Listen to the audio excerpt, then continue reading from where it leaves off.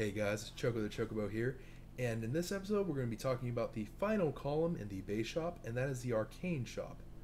Um, in here, what we're going to be talking about is all these items, and these items only, and not their recipes. I'm going to try to do very well not to talk about the recipes about it.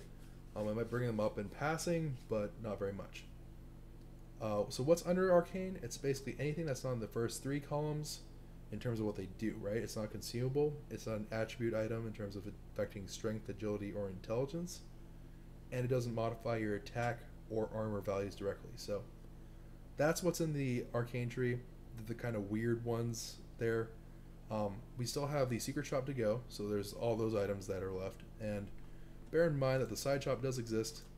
I neglected to kind of bring this up earlier on, but they do have some items. Take a look at the offering because it's a little bit different. Let's go right into Arcane, right? So Arcane, what is in the Arcane kind of column here? We'll start off with Magic Stick. Magic Stick is an item which, some people hate, some people love. I personally am not a huge fan of it, but can be very useful. What it does is, anytime an enemy casts a spell, you gain a charge on the item. Now the Magic Stick can hold 10 charges, its upgraded version can hold 15, but each charge can be used to regen HP and mana. So let's say that if you had one charge and you decide to use the Magic Stick, you get 15 HP and mana back. If you wait until it has 10 charges and then use it, you get 150 HP and mana, 150 HP and mana back. So it can be very handy, very useful. It does have a cooldown, so if you're up against, like, let's say a Bristleback, Venomancer, someone who's really spammy, you may get into a situation where you get the 10 stacks very early. So you can't just keep on spamming it for like a billion regen a second. You can't do that, but you can take advantage of it and go against those spammy heroes and just kind of bide your time with it. Time your HP and mana regen so you can kind of stay in lane a lot longer and have a lot more sustain than they do. Because it is potentially possible for a Magic Stick to give you more payout than, let's say, a Tango and stuff. And bear in mind that its recipe does involve, Ironwood branches. I said I wouldn't talk about this, but bear in mind, Ironwood branches do build with Magic Stick. That's that. Sage's Mask. The Sage's Mask is a mana regen item, but it's the only one that's a component with the exception of Voidstone. And that's very important in that these items, they go off a percentage base, right? It's not a flat amount. Ring of Basilisk and Ring of Aquila, which are recipes, and I won't talk about that too much here, those give you flat mana regen. This does not. This is based off the mana regen that your hero has. So heroes that have a very low mana regen amount, like strength heroes and stuff like that, you will not feel the effect of a Sage's Mask as strongly, and it won't feel very good for you in terms of like the amount of cost at the beginning of the game. Not worth it usually. Build into Ring of Basilisk, Ring of Aquila, stuff like that, fine. But at the beginning, wouldn't recommend this on strength. Intelligence heroes, sure, because that 50% mana regen is very helpful. Ring of Regen, 2 HP regeneration a second. May not seem terribly great, but it will add a ton of sustain into your lane because you're just constantly regenerating 2 HP. And early on, it can make a huge difference in terms of kind of keeping you there, because those awkward off blows that a creep may punch at you, or like one of those wizards will shoot at you. This will compensate for those hits. Every now and then, whenever like a hero pecks at you, if they're a very weak hero, this Ring of Regen will help you a lot. It's available at the side shop. It can make a very big difference in your ability to sustain. And there's a fair number of things it can build into. Same with Sage's Mask. Very commonly used, so bear that in mind. Very handy item. Boots of Speed. So the Boots of Speed is an item that affects your movement speed rate, and besides, like Sanj and Yasha and just Yasha itself, Yule, Scepter of Divinity, and the Drums of Endurance, I think those are the only items that modify movement speed, but this one gives you a huge payout for it. The 50 movement speed makes a huge difference, and the upgraded versions give you more, right? With the exception of Tranquil whenever you break them. But this movement speed bonus is very handy. Pretty wonderful. Actually, it looks like you keep, well, that's a recipe, so I won't talk about it, but I think I'm going to revise my statement of Tranquil Boots gives you Boots of Speed back whenever you break them. But this 50 movement speed is actually very handy. You can see what you have here by default on your hero. Most heroes tend to be between 290 to 310. Some go above or below it, but everyone generally keeps pace with each other in terms of running speed until you get boots of speed and they start differentiating themselves with like what kind of boots they have. And this can be a huge deal, right? This can be whether or not you get away from a fight and you survive, whether or not you can catch up to an enemy and kill them. So boots of speed, very handy, very important. Generally speaking, every player gets one of these and then builds into some kind of boots. They do not stack, so don't go stacking like 500 boots. Doesn't work that way. Gloves of Haste, it gives you 50 attack speed, builds into these things. Gloves of Haste, if you want to get an idea for it, 15 attack speed. The Alchemist has 149, so that's like a 10% increase. Most heroes will have like a similar feel for it. Some heroes have like a really, really slow windup though, and Gloves of Haste will feel great on those heroes, so keep that in mind. But generally speaking, you'll be only getting this really if you're going for the power treads, generally speaking. Because the other items at the beginner level, probably not something you should really invest into too much. Maybe Maelstrom, but not really. Cloak. Cloak is an item that modifies your spell resistance and is the only item to do so in my knowledge, with the exception of making it weaker, and that's even true of recipes.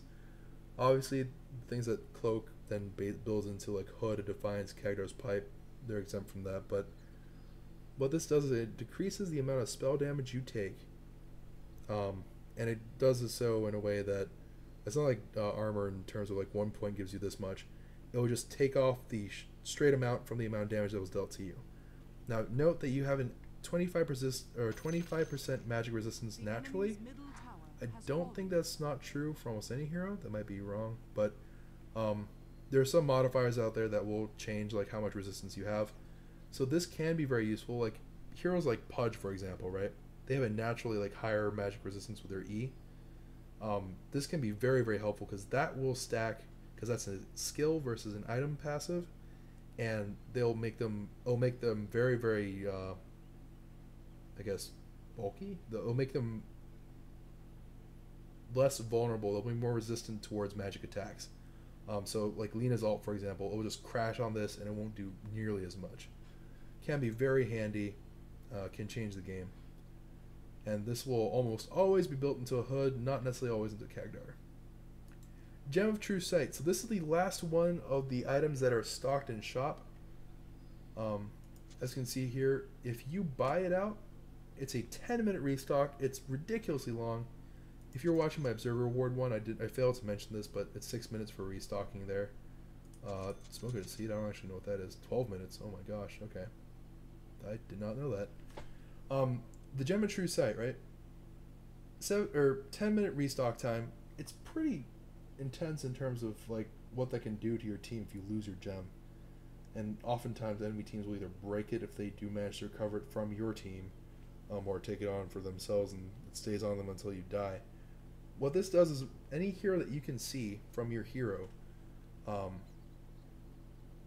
they can't go invisible in front of you. Like you'll be able to always see an invisible unit. Now, similar in the sense of like how a sentry ward works, you're basically just moving sentry at that point, and it means that people that Slark's ult and stuff like that, it won't work on you, and it's very, very handy to have, especially when you get towards the late game. Or, and this is, I wouldn't recommend it if you're a novice. You may want to recommend it in chat and see what people think about it, but having a gem early on can be really, really destructive for heroes that are dependent upon the stealth mechanic, so keep that in mind. This can also be used in a very clever way, which I think is very handy, which is you can get a Gem of True Sight if your team kind of purchases one relatively early in the game. You can use it to counter ward, because they can see wards, obviously, so you can just use that instead of constantly buying more sentries upon sentries upon sentries. If you think it will pay off for itself, great. Then go ahead and buy a gem and just counter ward and have fun with it. If you do die, you drop it, right? So do be careful of that. You don't want to end up giving the enemy team a free gem. Morbid Mask. What this does is it gives you a 15% lifesteal and is the first orb you encounter in the game. And what orbs are, they modify your attacks, right? So in this game they call them unique attack modifiers, and unique attack modifiers do not stack with each other. That is a partial lie with the way it works with the Frost orb, I guess, but we won't get too into that. We'll talk about that in the orbs video, but be aware, this is an orb. It does impact how it works with other orbs. and that, like, let's say a diffusal blade will not work with a morbid mask. So that's out there, but every single hit you do, 15% of that damage is translated into lifesteal, so you get that life back. Very handy in terms of if you're like an attack-based hero, not a spellcaster. It can be a very huge difference in terms of what allows you to sustain throughout a fight. So, like, you know, heroes like Huskar and stuff, they'll be looking at Morbid Mask pretty avidly. Ghost Scepter. Alright, now we're getting into, like, the weird stuff. Ghost Scepter... yeah, okay. Ghost Scepter is an item which gives you 7 to all stats. So it seems like an attribute item, but the reason why it's in the Arcane one is because it has a weird active, and I mean a really weird active. It puts you into an ethereal form, or ghost form as they call it now, but what it does is whenever you get hit by magic damage, it'll amplify the amount of damage you take by 40%. But in exchange for this, you actually are able to tank any kind of physical damage coming in at you. Very, very handy. You can no longer use it to like kind of ward away physical attacks, because if you use TP or Boots of Travel from this form, you get out of ghost form. But very, very handy in terms of let's say that there is a Spirit Breaker after you, right, or a Slark. You will take more damage from their magical attacks, but they can't auto attack you. Like a Drow, even worse for her, she won't be able to shoot you at all. So this can be very handy, especially on spellcasters. Some agility heroes will pick it up for your ethereal blade, but bear in mind this works on you. So you can see me here, I just use ghost form,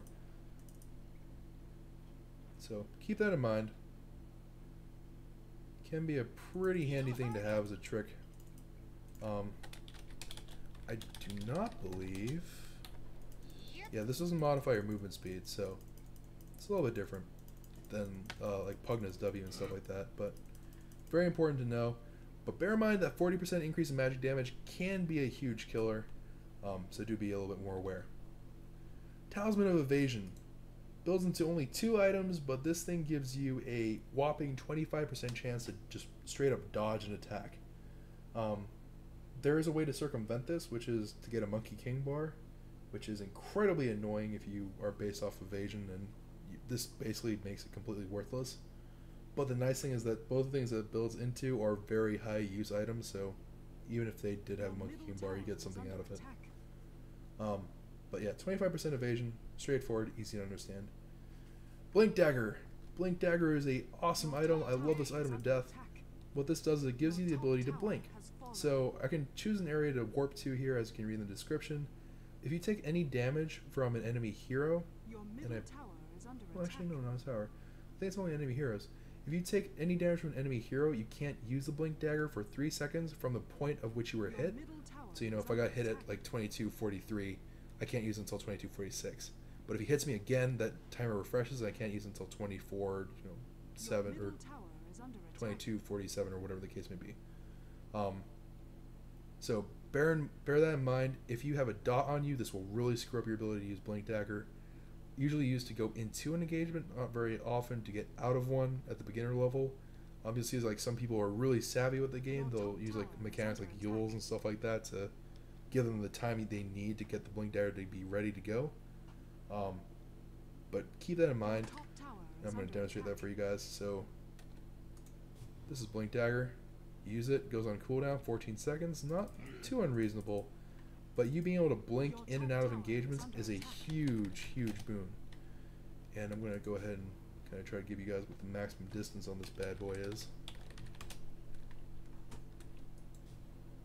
So, you know, that's a fair distance away. So keep that in mind. Very, very handy. Especially since you can go up and down cliffs, and you can blink like blindly into stuff, so if you're running away, you can blink into trees. It'll just kind of put you wherever you can go. Very, very handy. Very good for kind of going in and out of battle. And the final item is Shadow Amulet. Now, Shadow Amulet is a little bit weird. It builds into Shadow Blade, which lets you kind of run around and stealth.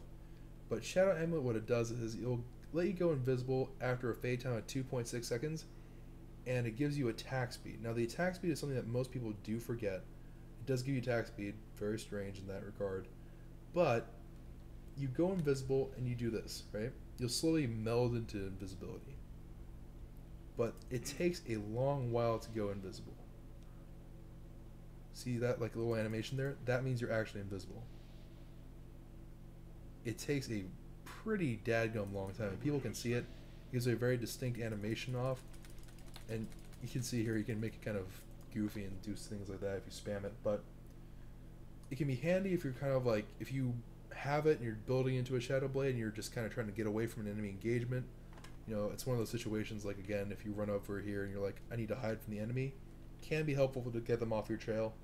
You can't use it really as an initiate unless they're pushing towards you and you kind of get the jump on them that way, but you know, it's there. It's very handy, I think. Definitely only there really for Shadow Blade though, so keep that in mind. But anyways, guys, that wraps up the Arcane items. Please let me know in the comments how you feel about the video. If you want me to redo it, please let me know. But that should be pretty much it. And thank you guys so much for watching. Have a great day. Bye.